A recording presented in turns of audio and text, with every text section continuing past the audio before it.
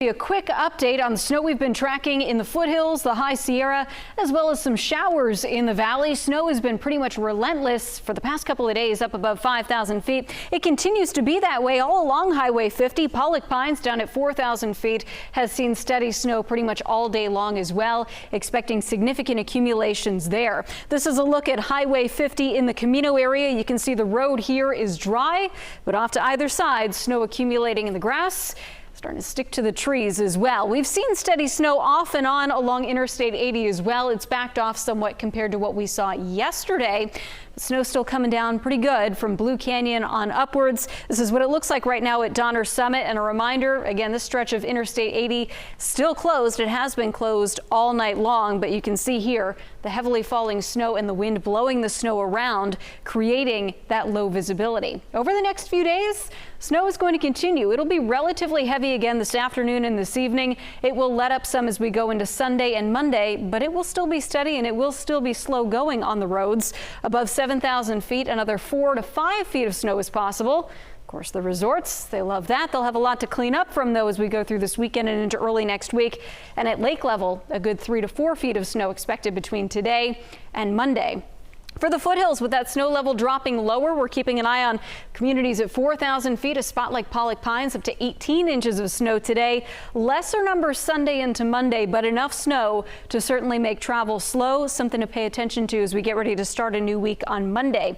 Snow level will drop back down to about 2,500 feet later on this evening, and it will hover there for a couple of hours, just long enough to see some minor accumulations. As for the valley, it's been relatively quiet so far this morning. We'll watch for some showers, maybe a thunderstorm or two to pick up this afternoon. We are not expecting any severe weather to come of these cells, but they could produce some briefly heavy rain, some thunder and lightning as well. And this active weather continues for a couple more days, so expect more travel delays in the High Sierra. But for a look at what's going on right now along Interstate 80, we want to send it out to KCRA 3's Aaron Heft in Live Tracker 3. And Heather, speaking of travel delays, we are about to be approaching the Colfax shutdown, full shutdown of Interstate 80. Take a look outside of our windshield this morning. So if you're traveling I-80 or 50, you are going to be dealing with delays. Specifically 80, it has been closed for the whole night into this morning, all of this morning.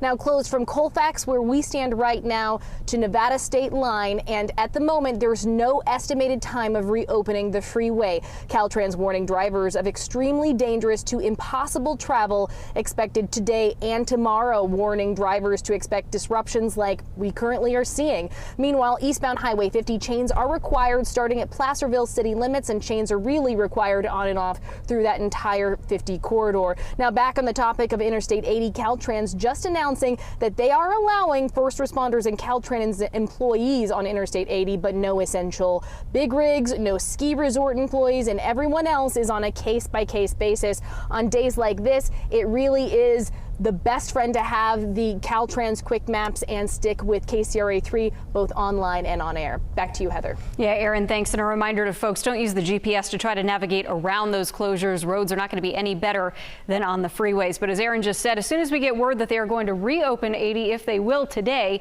we'll let you know right here on KCRA 3, at KCRA.com, and on the KCRA 3 app.